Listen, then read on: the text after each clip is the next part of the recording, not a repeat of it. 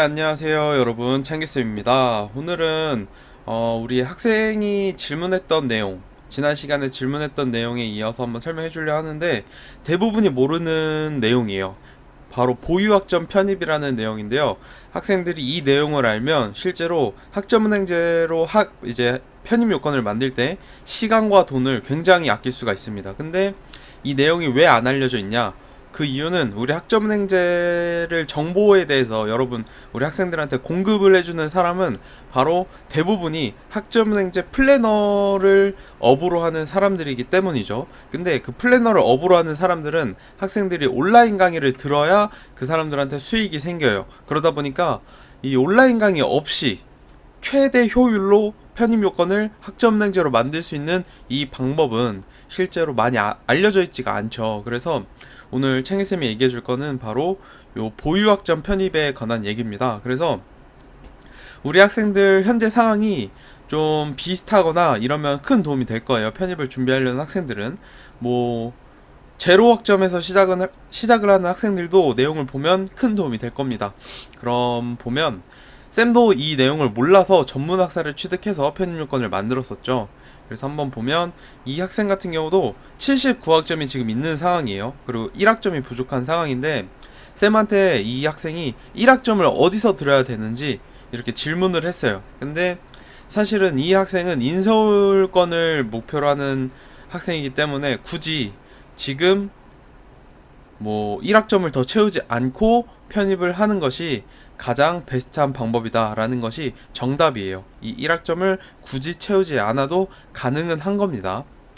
그래서 한번 그 내용이 어떻게 가능한지 살펴보도록 하겠습니다. 보면 이 내용은 일단 연세대학교의 편입 요건인데, 보면 학사학위 과정 중에 70학점 이상 이수 이렇게 써있죠.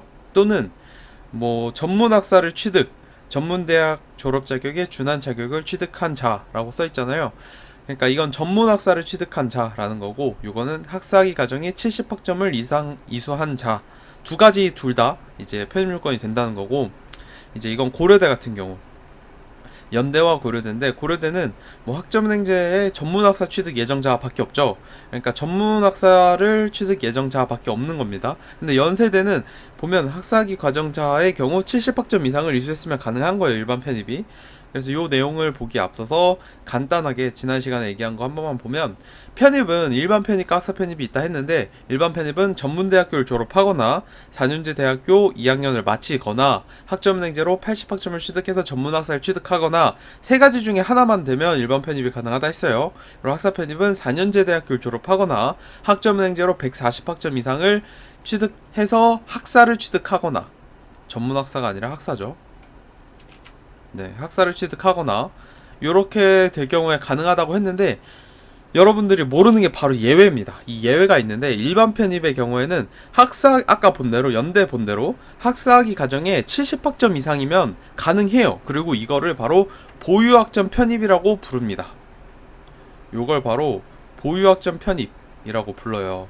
요 내용이 굉장히 중요한 겁니다. 우리 학생들이 대부분이 모르는 내용이죠. 그래서 이렇게 보유학점 편입이 되면 장점이 뭐냐?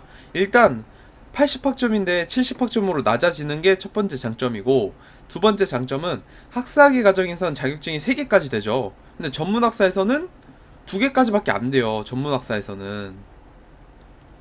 그래서 매경 테스트 18, 쌤은 이거 하나만 취득했는데도 독학사로 나머지 45학점을 취득했잖아요. 근데 이렇게 더하면은 몇 학점이죠? 63학점이지. 여기서 쌤 같은 경우는 그냥 뭐 스멧 같은 거나 내강 같은 거 14학점이나 10학점만 취득했으면 온라인 강의 안 듣고 바로 그냥 70학점을 넘었기 때문에 보유학점 편입이 가능했던 거예요. 온라인 강의 18학점 6과목 이거 안 들어도 됐던 거예요. 이거 무슨 말인지 알겠죠? 이게 장점입니다. 그리고 학사학위는 전공 60, 교양 30까지 되기 때문에 전문학사에서 그 한도가 정해져는 전공 45, 교양 15까지 꼭 채워야 되는 이 의무도 필요가 없는 거예요. 그냥 전공 60 채우고 그 다음에 교양 그냥 10학점 채워도 되는 거예요. 무슨 말인지 알겠죠? 이렇게 진행이 되는 겁니다. 굳이 45, 15, 20 이걸 맞춰서 80 이렇게 안 해도 된다는 거죠. 이것도 굉장한 메리트죠. 전공 자격증으로 다 채워버릴 수가 있으니까. 그리고 독학사도 전공으로 채워버릴 수가 있으니까 굉장한 메리트입니다. 여기에 더해서 이제 요걸 결론을 내면 이제 자격증하고 독학사로 풀로 채워서 온라인 강의 없이 보유학점으로 편입이 가능하다. 요거는 뭐냐? 이제 비용과 시간이 절약이 된다. 온라인 강의 이게 제일 큰 비용을 차지하죠. 그러니 자격증 독학사로 더 채울 자신이 있으면 쌤 같은 경우나 이제 우리 학생들이 그럴 자신이 있다 하면 최대 효율로 편입 요건 만드는 게 가능하다는 거죠. 무슨 말인지 이해가 되죠? 그래서 방금 전에 학생 같은 경우도 이제 그냥 79학점이면 지금 그냥 바로 가능한 거예요. 편입이 굳이 채우지 않더라도. 그러면 여기서 한 가지 질문이 있죠. 그러면 이런 학교들이 얼마나 많냐 보면 연대는 되고 고려대는 안 되는데 다른 학교들은 어떻냐를 보면 창희쌤이 쭉 한번 정리를 했습니다. 그래서 한번 보면 서울대는 일단 학사 편입만 되니까 불가능하다고 보면 되죠. 서울대는 학사 편입만 됩니다. 그러면 연대 이제 고대 안 되고 경희대 안 되고 한국외대 안 되고 국민대는 반반입니다. 요 내용을 한번 살펴볼 건데 그러면 지금 가능한 대학교들이 몇 개죠? 연대 되죠. 서강대 되죠. 성대 되죠. 한양대 되죠. 중앙대 되죠. 시립대 되죠. 이화여대 되죠. 건대, 동국대, 홍익대, 숭실대, 세종대 몇 개죠? 4, 3, 7, 5 12개 대학교죠. 근데 우리 학생들이 편입을 준비할 때 보통 원서를 6군데에서 10군데를 써요. 많으면 12군데까지 쓰지만 시험 일정이 겹치는 대학교도 있기 때문에 보통 6군데에서 10군데 씁니다. 그러면 충분히 그 79학점 학생도 더 학점 안 채우고 그냥 바로 편입 영어만 공부하면 되는 거예요. 편입 영어 공부해서 요 대학교들 지원하면 되지. 경희대 가나 중앙대 가나 차이가 있나요? 내가 꼭 경희대 가고 싶어. 그러면 하면 됩니다. 근데 쌤은 추천하지 않아요. 그냥 요 안에 대학교도 쓰면 되는 거예요. 고대 안 돼? 그럼 연대 가면 되는 거지. 국민대 안 돼? 그럼 숭실대, 세종대 쓰면 되는 거지. 외대 안 돼? 그럼 시립대, 이화여대 쓰면 되는 거고 건동홍 다 되잖아. 요렇게 가는 게 베스트라는 거지. 근데 우리 학생들은 이 내용을 모르고 실제로 쌤도 몰랐었다. 편입을 준비할 때. 왜냐? 정보를 제공해 줄 유인이 없으니까. 학점은행제를 여러분들한테 정보를 제공해주는 사람들이 그럴 이유가 없으니까 이 내용을 잘 캐치를 못한다. 그래서 이 내용들을 한번 쌤이 사례로 다 보겠습니다.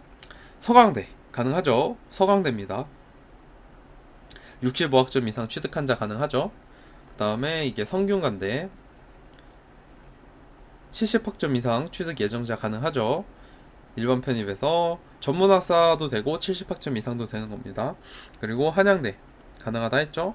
한양대도 가능하죠. 70학점 이상 학사학위로 등록해놓고 70학점 이상. 중앙대 가능하죠. 경희대 안 된다 했죠. 고려대처럼 그 학사학위 과정에 몇 학점 이상 요런 내용이 없습니다. 보면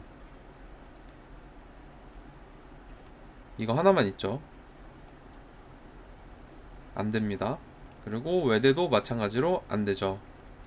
외대 같은 경우는 이렇게 써놨어요. 아예 학사 과정 중 68학점 취득자 지원 불가 써놨습니다.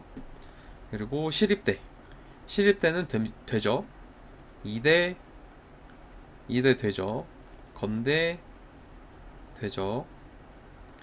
이제 여기 뒤에 보면 학사의 과정 중 취득한 학점이 본교 각 모집단이 6페이지에 나와있는 학점 이상인 자 60에서 68학점 사이입니다. 가능합니다. 건대도. 동국대도 되죠. 홍대 되죠. 국민대가 반반이라 했던 이유, 여기서 이렇게 네모가 쳐져 있는 이유가 80학점 이상 이수한 자로 돼 있어요. 그러니까 70학점까지만 이수해서 보유학점으로 가는 게 아니라 80학점까지 취득을 해야 국민대는 가능해요. 요 내용은 대신에 네모를 친 이유, 안 되는 건 아닌데 네모를 친 이유는 학사학위 과정으로 자격증 3개까지 되고 요 메리트를 그래도 살릴 수 있다는 거예요. 그래서 굳이 국민대 70학점 채우고 쓰지 말고 숭실대, 세종대 쓰는 걸 추천해요. 그리고 숭실대 되죠. 70학점 이상. 그 다음에 세종대도 되죠. 이렇게 해서 알아보았고, 우리 학생들은 지금 요 내용을 보는 학생들이 편입을 준비하는 학생들이면 큰 도움이 될 거예요. 더 큰 도움이 될 거고, 현재 70학점이 넘었어. 보유학점으로. 그런 친구들, 방금 보여준 사례 같은 친구들한테도 정말 큰 도움이 될 거예요. 그래서 이 내용을 반드시 잘 활용을 해라 라는 거고요. 이 기준은 2021학년도 기준으로 쌤이 각 대학교에 다 들어가서 입학 요강을, 모집 요강을 하나하나 다 살피고 우리 학생들한테 내용을, 정보를 정리를 해준 거예요. 근데 이제 2022학년도, 그러니까 이번 12월부터 내년 1월에 시험 볼 친구들 있죠. 그런 친구들은 이 가능한 대학교들 라인 안에서 그 대학교들 입학처, 예를 들어서 목표 대학교를 연대, 서강대, 성대, 그 다음에 중앙대, 뭐 동국대, 건대 이렇게 하면 6개잖아요. 여기서 뭐 숭실대나 세종대까지 하면 8개잖아. 이렇게 목표 대학교 8개를 정했으면 입학처에 직접 전화를 해봐. 그리고 2022학년도에도 가능한지 이거를 확실히 확인을 하고 준비를 하길 바라겠습니다. 대부분은 가능해요. 왜냐면 큰 변동 요건이 없거든. 그래서 웬만하면 작년과 거의 90% 이상은 동일하게 간다. 근데 혹시라도 변할 수가 있으니까 목표 대학교에 전화를 해보고 준비해라 라는 것까지 얘기를 하면 완벽하겠습니다. 그래서 우리 학생들이 가장 시간을 아낄 수 있는 건 바로 이 보유학점 편입이에요. 보유학점 편입. 내가 일반 편입으로만 갈 거야 라고 하면 반드시 요걸로 준비를 하길 강력하게 추천하겠습니다, 쌤이. 그리고 내가 반드시 고려대, 뭐 경희대, 외대, 국민대 갈 거야 라고 하면 전문학사를 취득하면 되고, 이런 식으로 오늘 진짜 꿀팁이니까 우리 학생들이 요거 내 상황과 맞는지 확인해보고, 만약에 궁금한 점이나 있으면 쌤한테 질문하고, 내가 맞는지 안 맞는지 좀 헷갈려 그럼 질문하고, 내가 이 목표 대학교로 갈 거야 그러면 전화해서, 입학처 전화해서 한 번 더 22학년도 편입 요건 확인해보고 지원하길 바라겠습니다. 그럼 오늘 창립쌤 내용은 이걸로 마치도록 하겠고요. 우리 학생들 구독과 좋아요 꼭 눌러주길 바라겠습니다. 그럼 창립쌤은 더 좋은 내용으로 찾아오도록 하겠습니다. 다들 공부 열심히 하고 꼭 합격하길 바라겠습니다. 감사합니다.